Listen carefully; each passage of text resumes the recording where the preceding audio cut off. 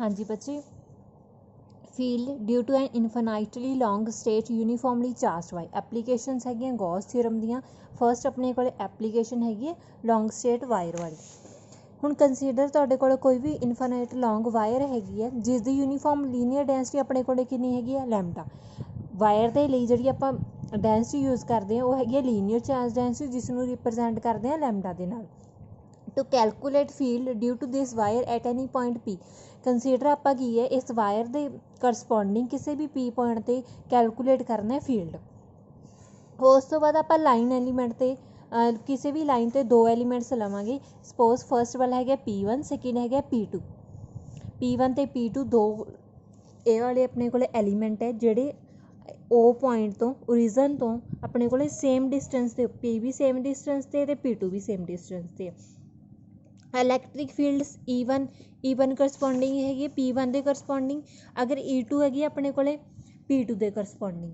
P observation point ਹੈ ਅਤੇ P ਤੋਂ O ਦਾ ਡਿਸਟੈਂਸ ਆਪਣੇ ਕੋਲ ਆ ਰਿਹਾ। E1 ਅਤੇ E2 ਦੋਨੋਂ ਦੀ ਡਾਇਰੈਕਸ਼ਨ ਅਪੋਜ਼ਿਟ ਹੈ, ਦੋਨੇ ਇੱਕ ਦੂਜੇ ਨੂੰ ਕੈਂਸਲ ਆਊਟ ਕਰਨਗੇ। ਸਿਰਫ ਆਪਣੇ ਕੋਲ ਪਾਰਟ ਕਿਹੜਾ ਰਹਿ ਜਾਏਗਾ E ਵਾਲਾ ਪਾਰਟ। ਇਸ ਦਾ ਡਿਸਟੈਂਸ ਆਪਣੇ ਕੋਲ ਆ ਰਿਹਾ ਤਾਂ ਇਲੈਕਟ੍ਰਿਕ ਫੀਲਡ ਕੰਪੋਨੈਂਟ OP ਵਾਲਾ ਐਡ ਹੋ ਰਿਹਾ। ਇਹ ਜਿਹੜਾ ਫੀਲਡ ਹੈ ਉਹ ਆਪਣੇ ਕੋਲ ਰੇਡੀਅਲ ਫੀਲਡ ਹੈ। ਇਸੇ ਕਰਕੇ ਆਪਾਂ ਟੋਟਲ ਫੀਲਡ ਜਿਹੜਾ ਐਟ ਪੁਆਇੰਟ P ਦੇ ਉੱਪਰ ਫਾਈਂਡ ਆਊਟ ਕਰਾਂਗੇ ਉਹ ਆਪਣੇ ਕੋਲ ਫੀਲਡ ਆਊਗਾ ਰੇਡੀਅਲ ਫੀਲਡ। ਉਸ ਤੋਂ ਬਾਅਦ ਆਪਣੇ ਕੋਲ ਕੰਸੀਡਰ ਆ right angle circular close cylinder of radius R। ਕੋਈ ਵੀ ਰੇਡੀਅਸ R ਦਾ ਆਪਣੇ ਕੋਲ ਸਿਲੰਡਰ ਹੈਗੇ ਉਸ ਦੀ ਜਿਹੜੀ ਲੈਂਥ ਹੈ ਇਨਫਾਈਨਾਈਟ ਲੌਂਗ ਲਾਈਨ ਦੀ ਉਸ ਦੇ ਵਿੱਚ ਰੱਖੀ ਹੋਈ ਜਿਹੜੀ ਆਪਣੇ ਕੋਲ ਚਾਰਜ ਹੈ। ਸਪੋਜ਼ ਉਸ ਦੀ ਲੈਂਥ ਆਪਣੇ ਕੋਲ ਹੈਗੀ ਹੈ L। ਮੈਗਨੀਚਿਊਡ ਆਫ ਇਲੈਕਟ੍ਰਿਕ ਇੰਟੈਂਸਿਟੀ ਹੈਗੀ ਜਿਹੜੀ E ਉਸ ਦੀ ਵੈਲਿਊ ਹਰ ਇੱਕ ਪੁਆਇੰਟ ਦੇ ਉੱਪਰ ਕਰਵ ਸਰਫੇਸ ਦੇ ਉੱਪਰ ਬਿਲਕੁਲ ਸੇਮ ਹੈ ਬਿਕੋਜ਼ ਸਾਰੇ ਜਿਹੜੇ ਪੁਆਇੰਟਸ ਹੈਗੇ ਹੈ ਕਰਵ ਸਰਫੇਸ ਦੇ ਉਹ ਬਿਲਕੁਲ ਸੇਮ ਡਿਸਟੈਂਸ ਹੈਗੇ ਲਾਈਨ ਚਾਰਜ ਦੇ ਨਾਲੋਂ।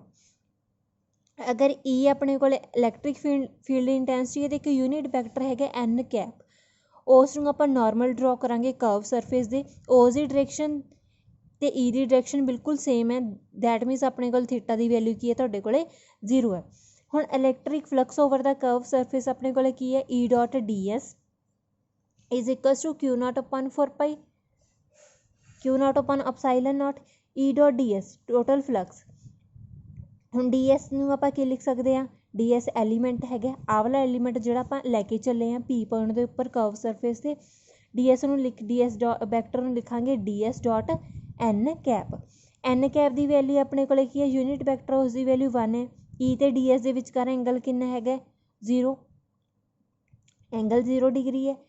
0 ਡਿਗਰੀ ਆਪਾਂ ਪੁੱਟ ਕੀਤਾ cos 0 ਦੀ ਵੈਲਿਊ ਹੈਗੀ ਹੈ 1 ਤਾਂ E integration of DS the integration ਆ ਜਾਏਗੀ 2πRL 2πRL ਕੀ ਹੈ area of the curve surface.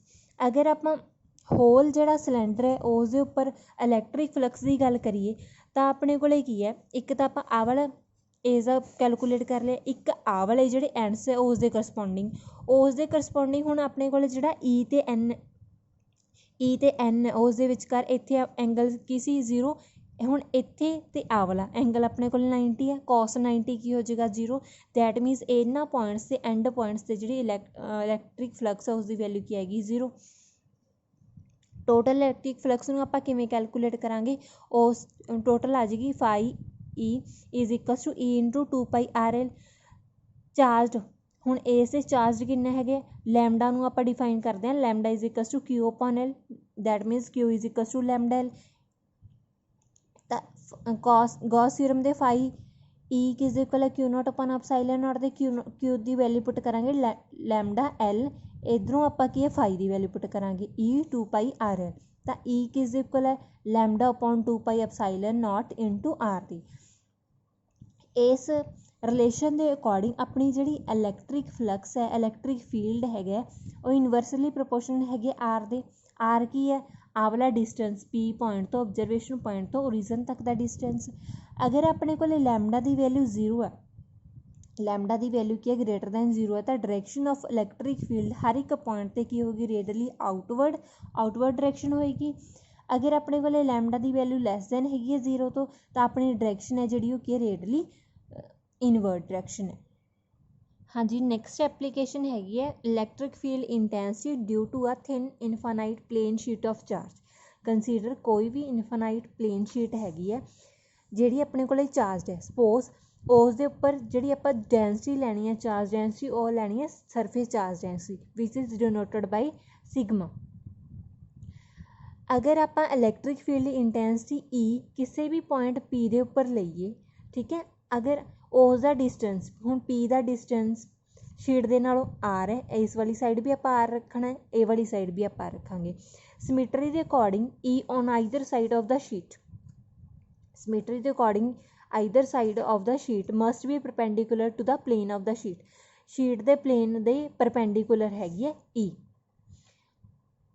ਉਹਨਾਂ ਦਾ ਜਿਹੜਾ ਮੈਗਨੀਚਿਊਡ ਹੈਗਾ E ਦਾ, ਉਹ ਆਪਣੇ ਕੋਲੇ ਹਰ ਇੱਕ ਜਗ੍ਹਾ ਦੇ ਉੱਪਰ ਸੇਮ ਹੈ।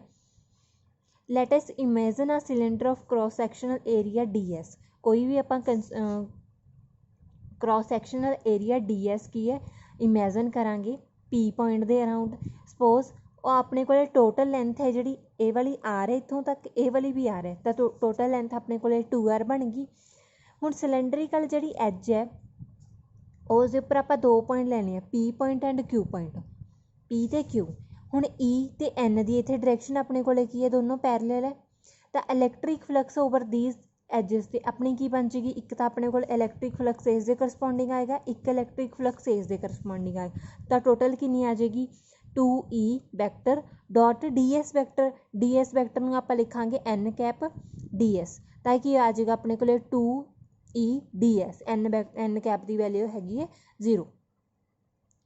On the curved surface of cylinder E and outward normal N are perpendicular। Outward ਇਸ ਵਾਲੀ ਸਾਈਡ ਦੇ ਉੱਪਰ ਆਪਣੇ ਕੋਲੇ ਕੀ ਹੈ, ਸੌਰੀ ਇਹ ਵਾਲੀ ਸਾਈਡ ਦੇ ਉੱਪਰ ਜਿੱਥੇ ਆਪਣੇ ਕੋਲੇ ਕਰਵ ਸਰਫੇਸ ਬਣੀ ਹੈ ਸਿਲੰਡਰ ਦੀ, N ਤੇ ਜਿਹੜੀ E ਦੀ E ਹੈ ਉਹ ਦੋਨੋਂ ਕੀ ਹੈ ਪਰਪੈਂਡੀਕੂਲਰ ਹੈਗੀ ਹੈ। ਦੈਟ ਮੀਨਸ ਇਲੈਕਟ੍ਰਿਕ ਫਲਕਸ ਦੇ ਵਿੱਚ ਇਹਨਾਂ ਦਾ ਕੋਈ ਕੰਟਰੀਬਿਊਸ਼ਨ ਨਹੀਂ ਹੈਗਾ, ਇਹ ਵਾਲੀ ਕਰਵ ਸਰਫੇਸ ਦੇ ਅਲੋਂਗ ਸਿਰਫ ਕੰਟਰੀਬਿਊਸ਼ਨ ਕਿਸ ਦਾ ਹੈਗਾ, ਐਜਸ ਵਾਲੀਆਂ ਦਾ। ਤਾਂ total electric flux over the entire surface of the cylinder φ is equals to 2E DS ਦੇ ਹੈ, ਇਸ ਦੇ ਇਕੁਅਲ ਹੈ। ਹੁਣ ਟੋਟਲ ਚਾਰਜ ਆਪਾਂ ਅਗਰ ਕੈਲਕੂਲੇਟ ਕਰਾਂਗੇ ਤਾਂ ਟੋਟਲ ਚਾਰਜ ਨੂੰ ਕਿਵੇਂ, sigma is equals to DQ upon DS ਲਿਖ ਸਕਦੇ ਹਾਂ। ਹੁਣ DQ ਦੀ ਵੈਲਿਊ, ਚਾਰਜ ਦੀ ਵੈਲਿਊ ਹੋ ਜਾਏਗੀ ਸਿਗਮਾ ਇੰਟੂ DS। ਹੁਣ φ ਆਪਣੇ ਕੋਲੇ 2E DS ਹੈ, ਉਹ φ ਕਿਸ ਦੇ ਇਕੁਅਲ ਹੁੰਦਾ, Q ਅਪਨ ਅਪਸਾਈਲਨ ਦੇ। ਇੱਥੇ ਆਪਾਂ Q ਦੀ ਵੈਲਿਊ ਪੁੱਟ ਕਰਾਂਗੇ ਸਿਗਮਾ DS ਅਪੋਨ ਅਪਸਾਈਲਨ, ਤਾਂ E ਦੀ ਵੈਲਿਊ ਆ ਗਈ ਸਿਗਮਾ ਅਪੋਨ 2π ਅਪਸਾਈਲਨ ਨੋਟ।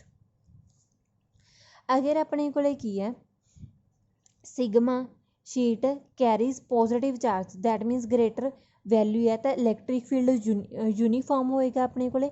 ਅਗਰ ਆਪਣੇ ਕੋਲੇ ਸ਼ੀਟ ਹੈ carries negative charge, means sigma ਦੀ ਵੈਲਿਊ ਲੈਸ ਦੈਨ ਹੈਗੀ ਹੈ 0 ਤੋਂ, ਤਾਂ ਫੀਲਡ ਆਪਣਾ ਯੂਨੀਫਾਰਮ ਹੋਏਗਾ। ਅਤੇ inward normal to the plane sheet, ਅਤੇ ਇਨਵਰਡ ਹੋਏਗਾ।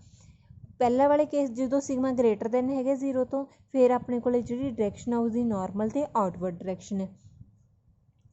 ਅਗਰ ਆਪਣੇ ਕੋਲੇ ਸ਼ੀਟ ਹੈਗੀ ਹੈ ਜਿਹੜੀ ਇਨਫਾਨਾਈਟ ਸ਼ੀਟ, ਉਸਦੀ ਥਿਕਨੈਸ ਯੂਨੀਫਾਰਮ ਹੈ ਅਤੇ surface density of charge sigma is uniform and same on both the surface, same ਹੈਗੀ ਹੈ ਬੋਥ ਦਾ ਸਰਫੇਸ, ਤਾਂ ਇਲੈਕਟ੍ਰਿਕ ਫੀਲਡ ਇੰਟੈਂਸਿਟੀ ਟੋਟਲ ਕਿੰਨੀ ਬਣ ਜਾਏਗੀ ਆਪਣੇ ਕੋਲੇ, ਸਿਗਮਾ ਅਪੋਨ 2 ਅਪਸਾਈਲਨ ਨੋਟ ਹੈਗੀ ਆ। ਹੁਣ E1 ਤੇ E2 ਦੋਨੋਂ ਪਰਪੈਂਡੀਕੂਲਰ ਹੈਗੇ plane of the sheet and directed away, ਦੋਨੋਂ ਦੂਰ ਜਾ ਰਹੇ ਆ। ਅਕੋਰਡਿੰਗ ਟੂ ਸੁਪਰਪੋਜੀਸ਼ਨ ਪ੍ਰਿੰਸੀਪਲ ਕੀ ਹੈ, net electric intensity at point P ਦੇ ਉੱਪਰ ਕੀ ਹੋ ਜਾਏਗੀ, ਦੋਨਾਂ ਨੂੰ ਆਪਾਂ ਐਡ ਕਰ ਦਾਂਗੇ, ਤਾਂ E ਕਿਸ ਦੇ ਇਕੁਅਲ ਆ ਜਾਏਗਾ, to sigma upon 2 epsilon naught, that means E is equal to sigma upon epsilon naught. ਇਹ ਸੀ ਆਪਣੇ ਕੋਲੇ ਇਨਫਾਨਾਈਟ ਸ਼ੀਟ ਵਾਲਾ, infinite plane sheet of charge.